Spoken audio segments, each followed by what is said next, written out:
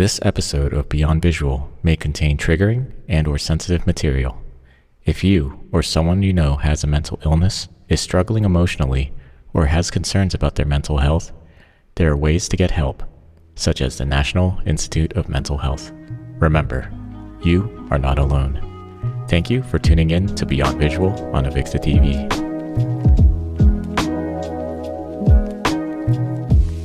Hello, everyone, and welcome to another episode of Beyond Visual. I'm your host, Samantha Powell, and on this episode, we're diving into a very crucial topic that often gets brushed under the rug: mental health.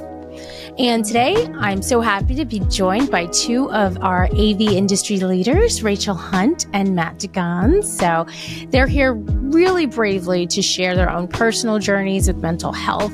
And on today's discussion, we're going to really delve into some of those deep complexities surrounding this topic. And we're hoping with this discussion that we can really bring education, hope, and some actionable items to all of you that are viewing. So thank you both so much for joining me today. And so what I'd like to do now is just start off by hearing from our esteemed guest about your own personal health journey. So let's start with you, Rachel. Rachel, if you could just tell us a little bit about yourself and how your past experiences have shaped your understanding of mental wellness. Oh, hello, everybody. My name is Rachel Hunt. And up until last year, I was in the AV industry as a marketing director in the mounts part of it. Since I retired, I have now been looking at mental health issues. But before we start, let me just say that neither Matt nor myself are experts in the mental health field, and this content is not intended to constitute or to be a substitute for professional medical advice, diagnosis, or treatment. Always seek advice from a qualified healthcare provider with any questions you may have regarding a medical condition. My journey started when I was probably about 8 years old, and I realized I was a bit different to everybody else. At the time, I didn't know what that was. Later, it transpired that I was trans. Then about 10 years old, my mother married my stepfather. There was a love triangle I lost. They had a family. I was isolated. And by the time I was about 16, I could hardly speak, only to my closest friends. That had a profound effect on my schooling, and I basically flunked school. But luckily for me, I joined the Royal Air Force, and I was taken out of the home environment, which was good. And then I had to learn for myself and stand on my own 2 feet to make a way and combat my terrible self-consciousness. At 21 years old, I actually found that my mother had a sister who in her teens was difficult to control and put into a mental institute where over many, many years she died. No one had told me because my grandmother felt ashamed and embarrassed, and it just wasn't spoken about. Which, if you think about it, is similar situation to all those grouped under diversity, equity, and inclusion, slavery, suffragette, Stonewall, and perhaps we can make a mental health issues the last taboo, because it isn't talked about, and in many cultures is frowned upon. So just to give you a bit of, I'm obviously from the UK, and to put sort of a few figures on the problem of mental health. In 2022, 85.6 million of the UK population were on antidepressants. 30% of the population have long-term mental health Work-related mental health costs 28 billion per annum. In the last week or two, the Nuffield Trust has put out a report, and Sir Simon Wesley, Professor of Psychiatry at King's College London, spoke about this, and he said that in a lot of cases, actually, people are not looking for a treatment; they're just looking for validation that they've got a problem. And one of the problems in health systems, probably around the world, but certainly in the UK, and I'm guessing America too, is that people don't have the time, they don't have the staff to actually look at this, and it's increasing. There's another report, 6 to 10-year-olds are suffering more and more so by mental health issues. This could be from the pandemic, or it could be from social media pressures through mobile phones, etc. So that's where I come into it from, feeling lost, not knowing where to turn to, having no one to speak to, being isolated, and then trying to make my own way through life. And luckily for me, I was able to do that without too much of a problem. There are a lot of people who just can't. And we have to realize that we are on a journey, and we have to be prepared for what will face us. The world is made of opposites. We can only strive to be the best versions of ourselves, knowing we will face death and trauma along the way. So that's my little story. So over to you, Matt. Yes, thank you, Rachel. Thank you, Rachel. I'm Matthew de Gannes. I head up the permanent recruitment team at Jacobs Massey, audiovisual specialists. And I've been working with them for almost 7 years in the audiovisual industry, helping people find permanent jobs. And my mental health journey, I would say, it's always been there. And I feel like for most people, it's always been there. But there's certain times in life where you take it a bit more seriously. And I would say I took it more seriously during the pandemic, like everyone else, because we kind of had more time to ourselves and to kind of think about things. But during the pandemic, unfortunately, my parents decided to divorce, and my dad decided to stop speaking to me. And yeah, that was tough. Still is tough now. But a year after that incident or moment, or however to describe it, one of my close friends advised me to go into therapy, go seek therapy, and I did. And it was a great and tough experience, I would describe it as, because it was great to kind of be able to be in a space where I can talk about what I'm going through. Something what Rachel mentioned about the validation. That validation is really important. So being heard is so important in any walks of life. Just to someone to be able to give you that space, that room to say what's on your mind. But it was also a tough experience because you had to kind of face and uncover a lot of uncomfortable things during those sessions. And through that, and after I've stopped going to therapy now, but I've used the skills from therapy to be able to talk to people more openly, able to uncover and hopefully help other people in recruitment, outside of recruitment, my family, my friends, just to be that listening device and to be able to allow them that space that I've been given to open up about their mental health and be more aware of it.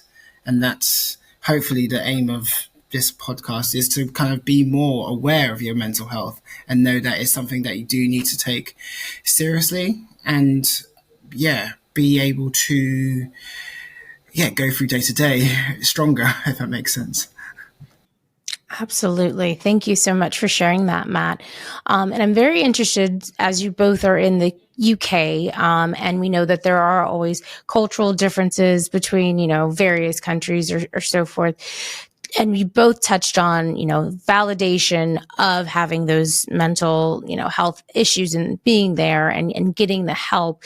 Do you see that there is any difference between, the UK versus, let's say, the US in terms of talking about mental health? Or, do you feel like maybe is there any difference there between that you could see between the cultures?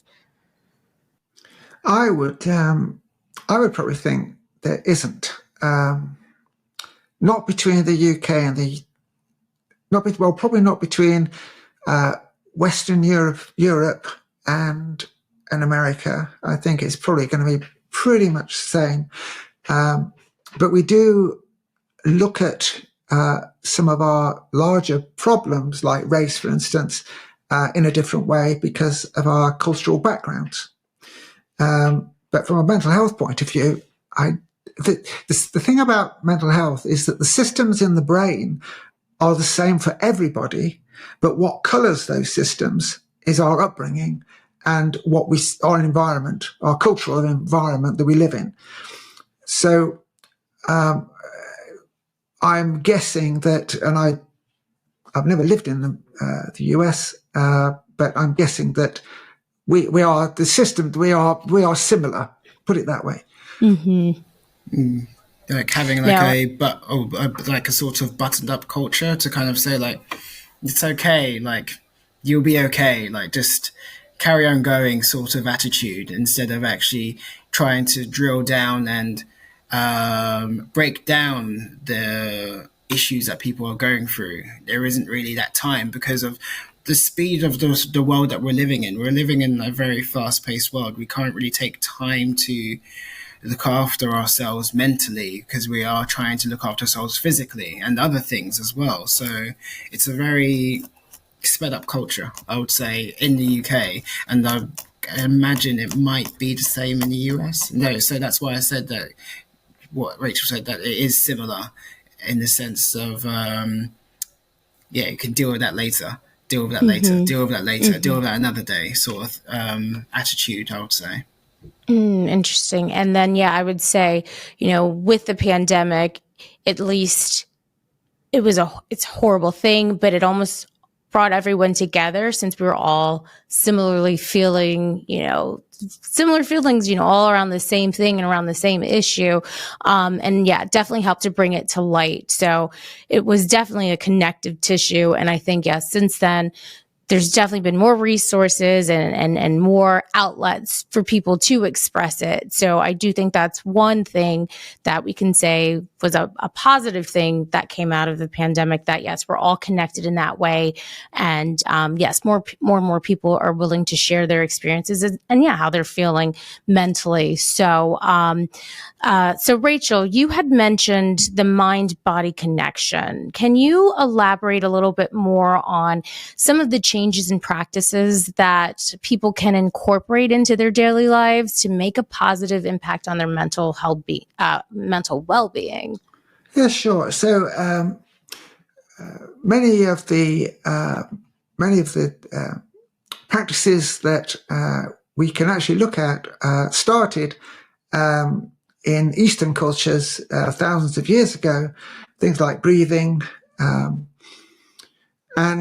one of the things that I've been looking at is certainly in anxiety and stress. Is that, anxiety is a stress in a way, but it's stress in the future. So you're anxious before it starts. And that's probably been triggered by something else, some trauma or stress in the past. But one thing that we tend to think about is that stress is a negative thing, but actually it can be both.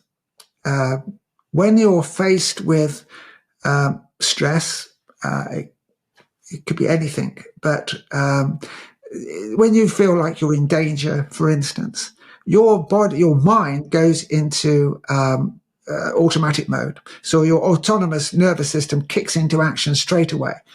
You don't even know it's happening. and your body is got ready, basically. And I would say that instead of stress, we haven't got a very good vocabulary for the mind and talking about the mind. And I would say instead of stress, we ought to be thinking about readiness. So if everybody thought stress is readiness to do something, it's either to move forward or to retreat. So the flight or fight response. And there are molecules in the brain that kick into action as soon as something happens. These are neuromodulators, things like norepinephrine, epinephrine, which is adrenaline, dopamine, cortisol. These catecholamines go straight into action. You actually start to narrow your focus. Your blood starts to move from your periphery into your core, and this is all to get you ready to go, to either go forward or to retreat. And then, of course, so then, well, what's happening? And your frontal cortex then starts to put some emotion to it, some sort of, well, what is going on? What context is there in front of me?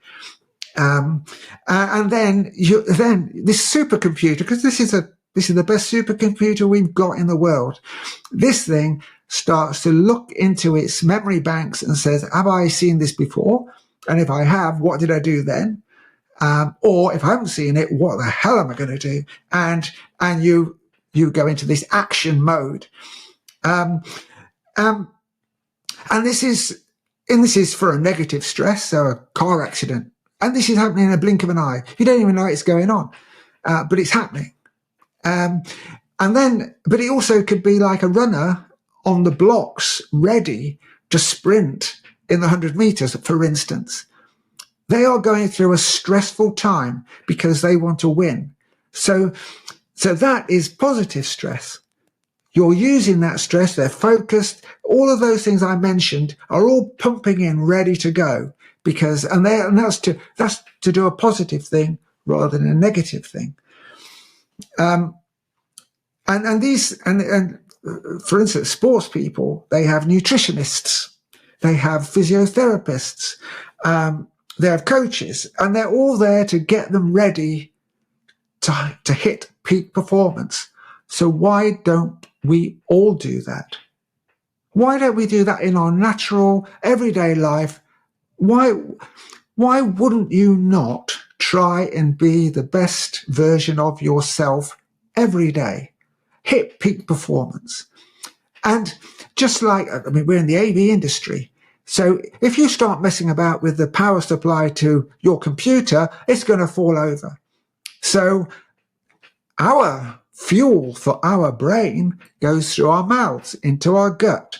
So if you're going to mess about with the food you eat, you're going to mess up there as well. And that might be the reason why we're seeing an increase in mental health issues, because we're not eating proper food. So ultra processed foods, stop it. Fizzy drinks, stop it. Eat nutritious foods to boost the gut biome. Fermented foods.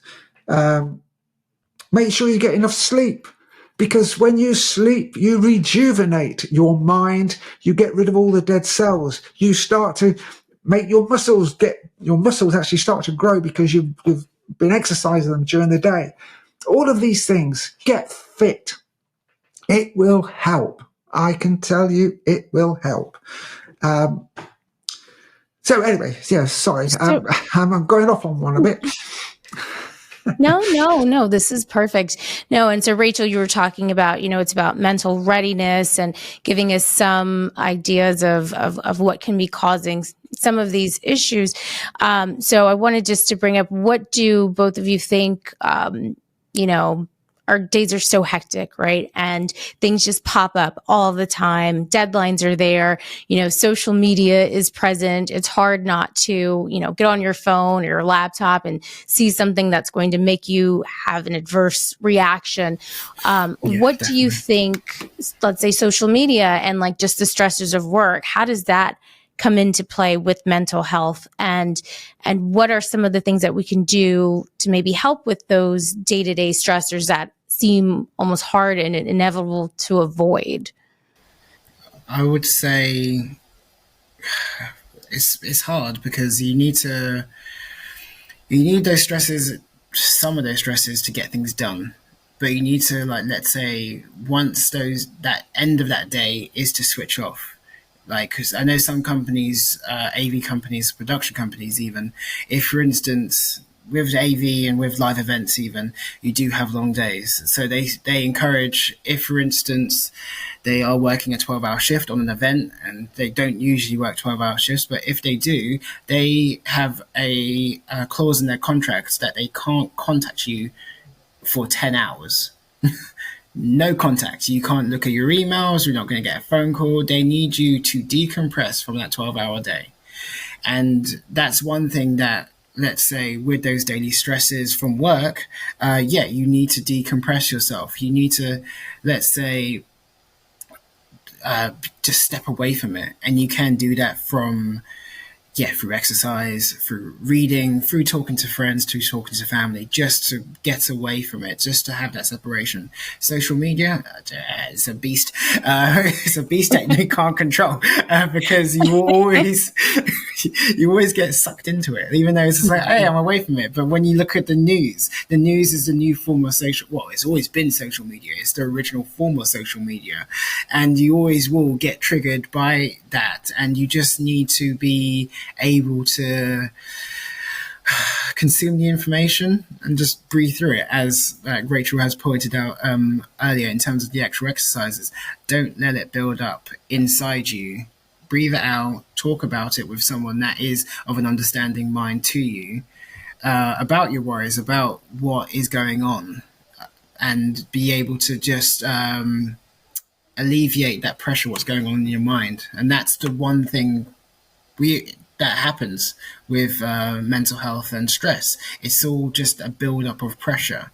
But talking about it, releasing it from your mind, and making it be like a physical object by saying it out loud to someone, or even write it down in a notebook, it becomes a physical object, and it alleviates that pressure naturally in yourself, I would say. And those are some great things that you had listed for people to do and talk to. Are there any other additional external resources or tools you think that our viewers can explore in terms of supporting their mental health? I just I would. Oh yeah. Sorry. I was going to say. No, go for it. Either one. I was going to say on acute stress. So just before you go on stage, for instance, or anything like that, where you've got butterflies in your stomach and all those things. One of the quickest ways of getting over that acute stress is deep breathing exercises. It's called the physiological sigh. A big deep breath in, and another one, and then a very long exhale. If you do that to the beat of, say, a 4, and then a 1, hold it for 7, and then a very long exhale for 8 or 9, that will actually slow your heartbeat down. That will actually calm you down. It's the quickest way, most effective way of actually calming yourself down. It works. It's been known about for many years, but not that many people know about it. So, and the reason for the extra little inhale is to get the carbon dioxide out of the sacs of your lungs. So, and the converse is also true, that if you do very quick breaths, you will stress yourself. Your heartbeat will go up, and it says you will stress yourself. And one of the ways to actually increase your resilience to stress is to go into a cold shower, and do that first deep breathing exercise. Over time, you will get used to having that stress on your body, because going into a cold shower is going to stress you. So they're very quick tips that everybody can do. It's dead easy. All you need is an awareness. Yeah, absolutely. And these are great tips. We're in the AV industry. There's always, as we were talking about, deadlines or events and things that we have to go to, or really large shows where you may be, overwhelmed. I think, having those breathing exercises is very helpful to cope with all of the craziness that we're faced with. Matt, did you have any additional resources or tools that you wanted to share with our viewers? In the UK, we do have, as well as resources. I would say, firstly, try to find an active listener in your life. Try to find someone in your life that you can be vulnerable with, because one thing is that you just need to be able to, when you are vulnerable, you're able to release more, let's say, information that's actually deep inside you. So if that's a friend, your partner, a family member, a colleague at work, just someone that is a listener, someone that will listen, but then also be able explain to them there's actually two ways of listening: either providing solutions, because as humans we always do try and provide solutions for any sort of problem, big or small, and for any person in any walks of life. But there's other times where you just need someone just to listen, for you to air out what's going on in your mind, and you'll be able to find the actual solutions yourself. So there's that. Also in the UK, we do have lots of charities as well, which are there to support you. And I'm sure there's actually quite a few charities in America that are there to support you, to give you that additional help where you may not be able to find someone in your, let's say, circles to actually support you. Is that correct, Samantha? Yes, we do we have a lot, and we'll mention some, I think, at the end of this as well. Yes, I have a list as well, which I'll mention as well from the UK perspective. And there are plenty of charities where you can do one-on-ones. There's lots of group charities as well, where you actually go to events and actually have conversations as a group setting, as individuals, to support you in your day-to-day life, I would say. Absolutely. And I think you touched on a really great point about being an active listener. I've recently had a situation with a friend where I had to catch myself. I was like, I think I was giving them advice and things versus just holding off and just listening. So I think that's something that's really important in addressing mental health and just being there for one another. Sometimes it doesn't always require you to give your input, but I think the listening, that active listening piece of it is really, really important. Definitely. I was going to say being present is important. Yes, definitely. I was going to say that everybody's going to face trauma at some point. Someone's going to die. Unfortunately, in your lifetime, you will know somebody is going to die. And one of the things that the human mind does, it puts the shame and blame onto you. So, for instance, in the cases of rape, the person who's been raped thinks they take on that blame and they take on that shame. Now, it's got nothing to do with them at all. It's not their fault, but that's what happens. They think it's an instinctive thing that happens. They're going right back to our hunter-gatherer days. But this is why you have to tackle it, and you have to tackle those emotions, because they'll take over, and it will become worse if you don't revisit that trauma. And what psychiatrists do, for instance, they will talk to you and take you back to that trauma, where you will put a positive thought over that.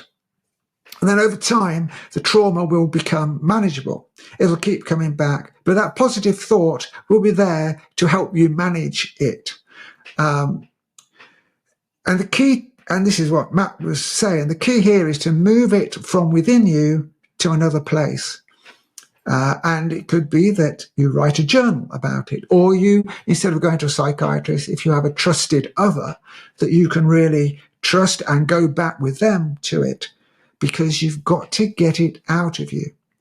One of the things that happens in narcissists and bullies, they don't get it out of them, and it can actually change your gene state over time. Studies have said that children who are abused by their fathers become abusers themselves later on, because it was never actually tackled when it happened to the father, and it's changed the genes which have then been transferred. So this is really, really important, that any trauma has to be tackled. And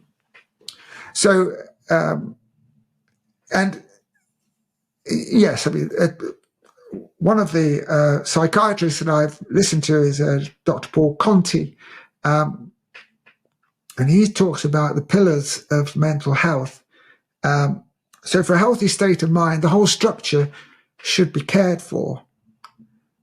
He talks of the structure of self and function of self with 3 drives that push us forward: generative, aggressive, and pleasure. And to have influence, empowerment, and gratitude and humility, the generative drive needs to be in the lead, above the other 2. Else you'll either find envy or feel envy or demoralization. So in a way, we need to be kinder to ourselves. And he uses a phrase, one of our goals is to reach peace, contentment, and delight. If we all had that in our lives, we would feel a lot better. And a lot of it is just changing our attitude and our mindsets. That's all we really need to do. I like that. And that will definitely, so peace, contentment, and delight. And if only we could just go to the store and just go pick that up, right? Yeah. Why can't it be that easy? Yeah. I would also say that we cannot concentrate for more than 90 minutes. 90 minutes and we're done, really. So don't, and if you're going to do work, then don't have your mobile phone on. Don't have all your mails jumping up at you. Don't be diversion going to a meeting. Just plan your life so that you just get on with something. And what the phones are doing, and social media in general, is it just filling you up with noise and stopping you being able to concentrate. The brain needs time to concentrate and to produce work. If it's full up with just noise, which is taking it from one thing to another, you won't do it. It just doesn't work that way. So yeah, and you touched on a large piece of our day-to-day lives, right? Work and the stresses that come with that, and your schedules, and you want to obviously put your best face forward all the time at your job, right? So now if we're going to move on to the employer support, because we spend so much of our daily lives actually at work. Matt, can you touch on some initiatives or practices that you've seen with either in your company or other AV companies that are working to help actively support mental health within and for employees? Yes, no, definitely. Like there are plenty of things that I've heard. Some things which my boss is looking to get involved with also as well. So something that I think Avixa does, which is mental health days. I know there's quite a few companies which do that in the UK, where they have active mental health days, which is separate from sick leave, and they have dedicated those days. In terms of larger organisations. I know that they do usually have like the big companies. They usually have psychiatrists on site, doctors and all sorts of jazz that will actually help with your mental health. But then with smaller companies, what they actually do is have mental health first aiders. So that is an employee that's actually dedicate themselves as being a first aider, and that person isn't usually a part of the HR team. So it's someone that is there just to listen and support people that are going through anything. And the person that I was on another chat with through Avixa, that was actually for mental health awareness as well. He was saying that people just come to actually have like conversations with him, just day-to-day conversations, but it does expand in terms of the severity of it, and he's there just to help and advise. One other thing which directors do, directors and companies and organizations do daily walks. So there are companies out there where the director or senior management will go out for walks with employees, one at a time, from once a day, just for 20 minutes, and has a chat with their employees. And it's not about work. They usually don't talk about work. They usually just talk about a myriad of different things. But it's a space where they can actually have a conversation. And that can, just open up things. So you can talk about your worries, your doubts, or even work if you wanted to talk about work, if you need to talk about work. And there is one AV production company that I'm working with at the moment that is actually trying to promote 4-day working weeks. And that's the same company that was doing basically if you work for 12 hours, they won't talk to you for 10 hours after. So they believe a 4-day working week will boost productivity and decrease burnout. So their motto is, what is it? Their motto is to give me 80% of your time, will give you 100% of your salary for 100% of your effort. And they're growing massively, and their people are happy. Their people are happy. They're being more productive because they know they only have 4 days, but they're getting more things done in those 4 days. Thus, decreasing burnout and getting more things done across their organization, which is great to hear. And I've helped someone get a job there last week, so it's a good place. Oh, absolutely. Yes. And as you mentioned, Avixa does have our compressed work weeks. And Yes. I came from a company that didn't have that. And I can notice, significantly, how much more productive actually I've been, because I'm able to, really to focus in and hone in on those hours, knowing that, I have another day that I can manage all of the other outside things that need to be taken care of. And you're able just to kind of organize your day and your thoughts and everything a lot better. And also, there's been so many studies done on the benefits of walking. So I love those ideas. And just being able to not only exercise and stimulate your brain and and be healthy, you're having those conversations with people and sharing thoughts and things that you might not have had. So I definitely think those are really great ideas. And so Rachel, building on that, can you share any strategies or best practices that you think employees should also prioritize to help create mentally healthy, a healthy work environment? One thing that would be beneficial to everyone is, and I've mentioned already about mindsets. There's these mindsets have names, and one of them is growth mindset. And this was work by Dr. Carol Dweck back in 1998. It's used in schools quite a lot now, and it's all to do with praising the effort that you put into something rather than just praising you, oh, you did a good job. And the reason for that is that they did experiments where they put electrodes on people's heads, and there's a part of the brain called the anterior cingulate cortex. And there's two parts to that. There's an emotional part and there's a cognitive part. And when people were just told they did a good job, the emotional part lit up. And when people were told you put a load of effort into that, and that's what made it happen, the cognitive part of it lit up, the dorsal part. And it actually both work, but the emotional side is great when it's all going very well. But as soon as you're not doing such a good job, then that is hitting your ego, and if you want to strive forward, you're now being hit by your ego, thinking, "Oh, I'm not going to do that again. I thought I'd done a good job, but I didn't do a good job, so I'm not going to do it again."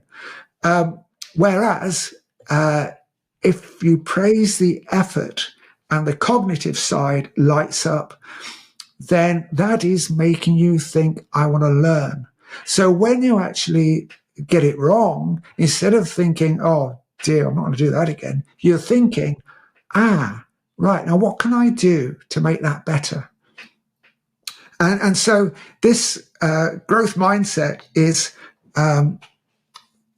if everybody could start thinking about that at work, and that's on their minds, and they're dealing with everybody with that effort-based praise, then things would be a lot better. So we're actually trying to, instead of getting to the point where people have got a problem, we're trying to get it to before the problem actually starts. And you're actually motivating them in that way. And then another mindset called the stresses enhancing mindset, bit of a mouthful, but doctors Alia Crum and David Yeager have been working on this since that first thing by Carol Dweck. And what they've done, they've looked at taking people and putting them into 2 lots, or 3 lots, a control group as well. But in one lot, they're talking about stress is bad for you. And in the other lot, they're saying stress is actually good for you, something I mentioned earlier. And what they found was that the performance in the people who were told how stress was good for them was immensely better than the other lot. So again, if we could start bringing these types of mindsets into the workplace, and it's quite easy to do, it just needs an awareness by managers and the top, right at the top, to actually say, yeah, why don't we do this? Because actually we'll have a motivated workforce moving forward. And hopefully, if everybody's in the same wavelength, then these the problems of mental health will actually start to diminish within companies. So that's what I would that's what I would do. Yes. Well, I know we're coming up on time, so I just want to get your final quick thoughts. What has your journey, if there's one thing that you want to share with our audience about your mental health journey and where you are now, what advice or what would you like to leave them with from this conversation? And we'll go, Matt, you go first. Cool. I would say be there for people. People need friends. Like, you need to reach out to your colleagues, your family members, your partners, your kids. Just be there to listen. And yeah, just all continuously. If they don't open up at first, just chip away at it. eventually people will open up. So just be there to listen. Find your active listener or be the active listener, I would say. Wonderful. Thank you, Matt. And Rachel? Prepare yourself before things happen. Just have a positive mindset. Look at the world and look at our journey as something to be loved, to be nurtured, and just take it in your stride. And I always come back to Dr. Paul Conte's be kind to ourselves so that we can reach peace, contentment, and delight. Wouldn't that be lovely? That's what we should name this podcast now. Peace, contentment, and delight. Well, it has been delightful to speak with both of you on this topic. I know it's not an easy one. So I really appreciate you both being so candid and willing to share your insights and your very personal experiences with us today. As you know, it's hard to come out and share that with everyone who's watching. So I really do thank you for that. And to all of our viewers, please remember that seeking help and prioritizing your own mental well-being, it's not a sign of weakness, but it's actually really a sign of strength. So if you're interested in learning more about mental health, please go back and check out this podcast for some of the resources that our guests have have enlightened us about, as well as check out the National Institute of Mental Health, and also reach out to your HR within your organization for additional resources. So be sure to join us next time on Beyond Visual as we continue to explore the dynamic world of all things AV and hear from the very people who shape our industry like you've heard today. So until then, take care and be well.